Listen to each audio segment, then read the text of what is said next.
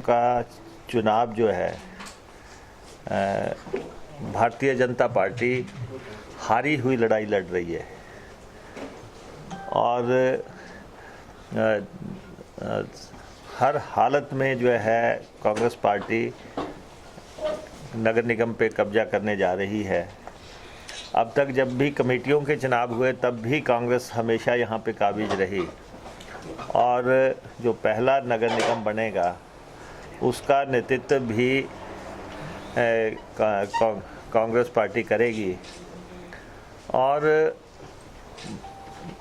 Bharatiya Janata party ने नगर निगम को capture करने के लिए जो हथकंडे अपनाने की कोशिश की है और जिस ढंग से हमारे 2 उम्मीदवारों के पर्चे रिजेक्ट किए हैं, ये लोकतंत्र की मूल भावनाओं के खिलाफ हैं और सही मायनों में भारतीय जनता पार्टी ने या जयराम सरकार ने ये मान लिया कि वो ये चुनाव हार रहे हैं, इसलिए वो इस ढंग के हथकंडे अपना रहे हैं और ख़ास तौर पे जो नगर परिषद की अध्यक्ष रहीं राधा सूद, जो उनका नामांकन रद्द किया गया, ये पूरी तरह सरकार के दबाव में किया गया और मुख्यमंत्री के इशारे पे किया गया, इंडस्ट्री मिनिस्टर के इशारे पे किया गया और अन्यथा कोई लेडी जो पिछली कमेटी में अध्यक्ष रही हो और उसको जो है इस दफ़ा चुनाव ना लड़ने दिया जाए, ये बहुत ही खेदजनक बात है और इसके बावजूद भी मुख्यमंत्री को पालमपुर में गली मोहल्लों में घूमना पड़ रहा है। अगर पालमपुर के लिए कुछ किया होता 3-3.5 साल के दौरान, कोई विकास के कदम उठाए होते तो आज मुख्यमंत्री, उनकी सरकार को, उनके मंत्रियों को इस ढंग से घूमना ना पड़ता। और ये जो पर्चे रद्द करने की बातें हुई हैं, इसका जुड़ाव जो है उन घटनाक्रम से भी है जो कि कुछ देर पहले हुआ। यहाँ से एसडीएम की ट्रांसफ़र काजा की गई, फिर उस ट्रांसफ़र को रद्द किया गया। आखिर क्या कारण थे कि पहले ट्रांसफ़र होती है फिर रद्द की जाती है और इस तरह से अब जो कहा जा रहा है कि निगम में जो इलाके शामिल किए गए हैं, कल मुख्यमंत्री जी ने कहा उनको हम वापस निकाल लेंगे। तो ये तो जयराम सरकार जो है यू टर्न सरकार हमेशा से रही है। कोई फैसला ऐसा नहीं उनका कभी भी ऐसा रहा जिस पे वो टिक पाए। कभी भी एप्लीकेशन ऑफ माइंड से उन्होंने फैसले नहीं किए हैं। तो इसलिए आज कह रहे हैं कि जी हम पंचायतों से बाहर निकाल देंगे, कुछ पंचायतों को बाहर निकाल देंगे, अगली जनगणना के इसमें देखेंगे, अगले चुनावों के इसमें देखेंगे। ये जिस ढंग से प्रलोभन उन्होंने दिए हैं, हमारे एमएलए यहाँ से आशीष बुटेल, इन्होंने जब नगर निगम की फॉर्मेशन हो रही थी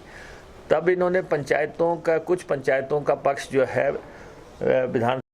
जाने जा रहा है, कोशिश हो रही है, लेकिन एक जिम्मेवार विपक्ष के नाते हम इस मामले को जो है लॉजिकल एंड तक लेके जाएंगे।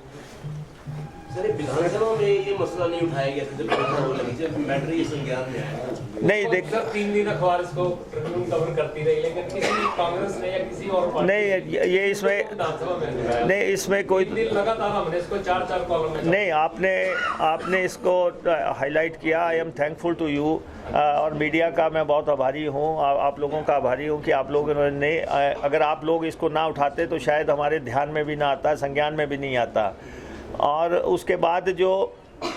आफ्टर इफ़ेक्ट्स हुए हैं इसके, किस ढंग से अफसर ट्रांसफ़र हुए, कैसे उनके रद्द किए गए, किस ढंग से हमारे नॉमिनेशंस रद्द हुए, ये एक बहुत लंबी तार जुड़ गई है और ये जो है लोकतंत्र को प्रभावित करने का मसला हो गया है। हाँ ठीक है, इसको उठाने में डिले हुई है, लेकिन हम चाहते थे कि हमारे पास वैलिड डॉक्यूमेंट्स हों, कागज़ हों, जिससे कि ताकि जब हम उठाएं तो हमारे पास वो सारे पत्र हों कि यहाँ एक्चुअल हुआ क्या है। जब हमने सारे वो प्रोक्योर कर लिए, उसके बाद हम आपके बीच में आए हैं। सर एक बार ये कह रहे हैं कि पालमपुर में सिर्फ 110 गाड़ियाँ हैं, उसके अलावा इंदौरा में हजारों में गाड़ियाँ रजिस्टर हुई हैं, लेकिन कांग्रेस की तरफ से किसी भी स्तर पर ये मुद्दा नहीं उठाया गया। पालमपुर का मुद्दा इसलिए सामने आया क्योंकि मीडिया ने इसको उजागर किया, बाकी जब नहीं, इसीलिए हम आपको कह सकते थे कि इसकी विजिलेंस जांच करवाओ। अगर सिर्फ पालमपुर तक की बात होती, छोटी बात होती, हम आपको कहते हैं कि जी हाँ पुलिस जांच हो जाए, ये है। अगर हम कह रहे हैं कि इसकी सीबीआई जांच जरूरी है, तो इसके पीछे वजह ये है कि ये बेशकीमती गाड़ियां हैं। ये कोई भी गाड़ी 15-20 लाख से नीचे की गाड़ी नहीं है। सर इसमें 5-6 गाड़ी जो 4 करोड़ की हैं। हाँ, ये आप लोग खुद भी मीडिया वाले लोग काफ़ी जागरूक हैं। जब आपको पता है कि ये 7 सीरीज़ गाड़ी हैं, ये मर्सिडीज बेंज है, या ये BMW हैं, या जो भी बड़ी गाड़ियां हैं जो कि सिर्फ जो है बड़े बड़े बिजनेस घराने ही अफोर्ड कर सकते हैं, और जिनको ये तकलीफ़ हुई सुप्रीम कोर्ट के ऑर्डर के बाद, तो उन्होंने हिमाचल को चुना, और कहाँ कहाँ और चुना, जैसे ये दूसरे स्टेशंस का नाम ले रहे हैं। अगर सीबीआई जांच होगी तब ही ये जो है पूरा स्कैम अनर्थ हो सकेगा। सर निगम चुनाव